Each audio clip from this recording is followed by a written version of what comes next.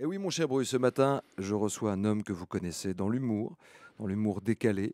Le voici dans un tout autre registre. François Morel, bonjour. Bonjour. Vous êtes au Théâtre du Rond-Point pendant 3 jours, dans le cadre du festival Une chaise, une voix, un texte. Et vous récitez, vous lisez plutôt, Je lis. un texte de Thierry Ilouz, qui est avocat et écrivain. Et Et c'est un, auteur de chansons et aussi. auteur de chansons. Et c'est un texte qui va explorer la limite entre ce que l'on appelle la normalité, entre guillemets, et le monstre. Je crois que c'est une commande de Jean-Michel Ribes à Thierry Ilouz. Il voulait faire une saison sur les monstres et il Mhm. a demandé à Thierry Ilouz il s'est dit, mais un gars comme ça qui est avocat, il rencontre forcément des monstres. Et Thierry Ilouz réfléchit à la notion de monstre. Qu'est-ce que ça Qu'est-ce que c'est signifie? un monstre, oui. Est-ce qu'on est dans le monstre de l'imaginaire, de la mythologie, ou est-ce qu'on est dans notre propre monstre, celui qui dort peut-être en nous et que Oui. nous ne connaissons pas? Et finalement, c'est une façon, c'est presque une plaidoirie sur le métier d'avocat. Mhm. C'est-à-dire quelqu'un qui parle de son métier pour dire, enfin pour se confronter aux questions qu'on se pose, nous, forcément, quand on regarde la télévision, quand on voit un type qui a tué son frère, qui a dépecé sa sœur, qui fait des choses absolument atroces. On On est dit, en plein dans l'actualité en ce ouais, moment. complètement. On se Mhm. dit, mais comment un avocat peut trouver des mots pour défendre ce personnage-là? Et lui nous explique sa démarche et il nous parle de l'humanité et heu, de la compréhension de l'autre, Et de quoi. la complexité aussi de qui est bon, qui est méchant, où est le mal, où est le bien, où est le manichéisme ou pas. Il dit d'ailleurs, l'activité est très improbable que d'enfiler une robe noire et d'aller parler. Ouais. Ça commence comme ça. Ouais, et puis il y a une chose aussi que j'ai trouvée assez émouvante dans son texte, c'est, le rapport au temps. Ça s'appelle la troisième robe parce qu'il dit qu'un avocat a 3 robes dans sa vie et Mhm. lui, il porte la deuxième et commence à s'élimer et il se pose des questions sur le moment où il va être obligé d'en prendre une troisième. Pourquoi avez-vous choisi vous-même ce texte, François Morel? Un texte dur, hein, un sujet délicat, E qui dérange parfois. Parce qu'en fait, je me suis pas posé la question du comédien, c'est peut-être le citoyen qui a parlé, qui s'est intéressé à ça. Enfin, voilà. C'est je trouvais que c'était le texte le plus original et peut-être le moins attendu pour moi. Puis, ça m'intéressait de faire passer, ce discours-là qui est pas, tellement courant et qui est assez original. Et puis c'est quelqu'un qui parle, de ce qu'il connaît et qui a trouvé les mots pour en parler. Quand il dit monstre, dans ce mot, il y a une part de soulagement qui nous sépare de ce que nous craignons, nous détestons, qui établit un périmètre de sécurité. On est tous à l'abri du monstre qui pourrait dormir en nous? Ben, pas sûr, non, justement. Oui, c'est ça, c'est la proximité justement, c'est ce qui nous réunit, ce qui fait, l'humanité, quoi. C'est terrible et je trouve que son texte est passionnant. Vous qui aimez les mots, vous auriez pu être avocat, François Morel? Je crois pas, non. Pourquoi? Heu, je sais pas C'est la parce que, robe le problème? enfin, il faudrait jouer un rôle, il faudrait que je trouve le personnage que serait mon avocat et moi j'aime mieux faire l'acteur. L'acteur, alors justement, si c'est pas l'habit qui fait le moine, si c'est pas la robe qui fait l'avocat, est-ce que c'est le costume qui fait l'acteur? Oui, il suffit de mettre la robe de Monsieur Jourdain, la robe de chambre de Monsieur Jourdain pour le devenir, Ah, finalement, parlez-moi presque. justement du bourgeois gentilhomme, mais quel succès! Vous partez en tournée sur les routes de France et de Navarre. On Heu, nous avait prévenu, on nous a dit: «Il va y avoir peu de dates parce que c'est un spectacle très cher et il y a 30 personnes qui tournent autour du spectacle. On est 21 sur scène et il y a toute une mmh. équipe technique». Donc on nous a dit: «Ne vous attendez pas à avoir une grande tournée». Finalement, il y a 70 dates entre septembre et janvier. Comment Donc vous l'expliquez? C'est la temporalité d'une pièce, oui, il y a de plein de choses. Molière? C'est Il quoi? y a C'est il y a quoi, la force de la langue la réunion de plein de choses, et le talent? le le talent de Catherine Niégel qui nous a mis en scène. Je crois que c'est une belle équipe, on a bien travaillé.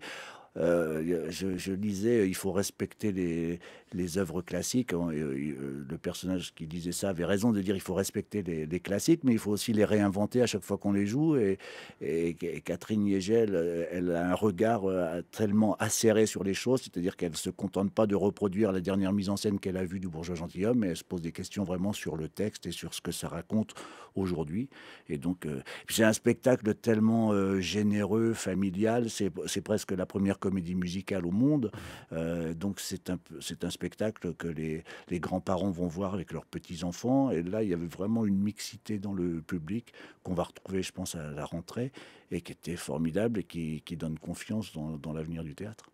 C'est-à-dire que les classiques sont toujours d'actualité. Il y a peut-être un besoin aussi de la part des nouvelles générations de Oui, revenir dans parce un que texte de Molière, le bourgeois gentilhomme, ça fait tellement partie de notre ADN presque. ouais, ouais, ouais, ouais. Mm. Oui, on en a des souvenirs, on a des images de Louis Seigné, de grands acteurs qui ont joué ça, et on a envie de voir aujourd'hui comment on peut le jouer. Je pense qu'on s'est pas trop trompé parce on a bien travaillé et on s'est bien entendu pour faire un beau spectacle qui parle encore de la comédie des apparences. Faire rire, ça fait partie de vos rêves de gamin? C'est ce Ah que vous ouais, vouliez faire? ouais, ouais, ouais. Ouais, je faisais rire mes camarades, j'ai continué. C'est pas mon obsession en même temps, il m'arrive de faire des chroniques, par exemple, pour la radio. C'est pas forcément le rire qui me mène, c'est plutôt l'écriture. Mais quand je peux raconter des choses, dire des choses avec un peu d'humour, c'est là où je trouve que je suis le meilleur, parce que c'est ce qu'il y a de plus difficile, de pouvoir, dire des choses, avec légèreté, et moi, j'adore ça, la Il légèreté. il est comment votre humour justement? C'est une fausse légèreté? Quelque Oui, part, sans vous êtes doute. Une fausse naïveté, une oui, fausse naïveté. sans doute. C'est du poil à gratter bienveillant. Je suis pas méchant, oui, Mmh, je crois. mmh.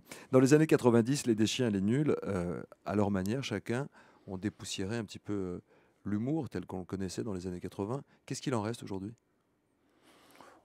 Ouais, je sais pas trop, mais je pense que chaque génération arrive avec ses nouveaux artistes, et nous, on est arrivé à un moment aussi qui était lié à Canal+, on avait envie de voir des figures nouvelles, récentes, enfin voilà, ce qui reste, c'est nous, enfin en tout cas, on continue à travailler, à se voir, à bien s'entendre, il m'arrive de faire des spectacles avec Olivier Saladin, avec Olivier Broche. Le lien, il est là, toujours. Ouais, Yolande Moreau fait des films Mmh. formidables. Elle est en train d'écrire dans sa petite maison à la campagne, et elle est vraiment à fond sur son projet. Et j'ai des nouvelles très régulièrement. Choisir ses rôles, choisir le registre dans lequel on veut évoluer lorsqu'on est comédien, c'est un luxe aujourd'hui ou une nécessité pour vous? Oh, c'est un luxe parce que je peux choisir, c'est formidable pour un comédien. Enfin, je peux choisir dans une certaine limite, c'est que je choisis toujours un peu le théâtre avant le cinéma, ce qui fait que des belles propositions au cinéma, je Vous êtes suis obligé bloqué. de les refuser, oui. Qu'est-ce que vous allez faire après la tournée? Quels sont vos prochains projets, François Morel? Je vais être au théâtre de la Pépinière pendant 6 mois. Je vais occuper le théâtre de la Pépinière pour jouer, un peu des derniers les récents spectacles, Instant Critique, que j'avais fait à partir des échanges entre Jean-Louis Bory et Georges Charançol, et puis, bien des choses que j'ai joué avec Olivier Saladin, qui était, un spectacle, comique sur les cartes postales. Je vais reprendre, pendant une semaine, mon spectacle de chansons qui s'appelle Le Soir des Lions, et je vais faire 2 créations qui seront Hyacinthe et Rose, l'évocation d'une enfance entre un grand-père communiste et une grand-mère catholique, et puis un spectacle que je ne sais pas encore ce qu'il sera exactement, mais qui s'appellera La fin du monde est pour dimanche, et c'est un titre que j'ai volé à Michel Audiard. Mais il y a de la place là-dedans pour souvenir tout ça?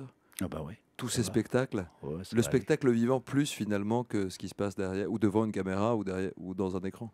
Ben, pour l'instant, oui, c'est une période plutôt théâtrale, ouais, mais ça me plaît bien. J'adore ça quand même, aller voir le public. Et le public vient vous voir également, comme au J'aime théâtre du mieux, Rond-Point. Bah oui, sinon ce je serait me sentirais compliqué seul. de le faire dans son coin. À ma troisième robe, un texte de Thierry Lousc que vous lisez dans le cadre d'une chaise, une voix, un texte. Un texte où l'on parle précisément du monstre de l'autre, mais qui finalement n'est peut-être pas aussi loin ou différent de nous. Merci beaucoup François Morel. Merci Nikos.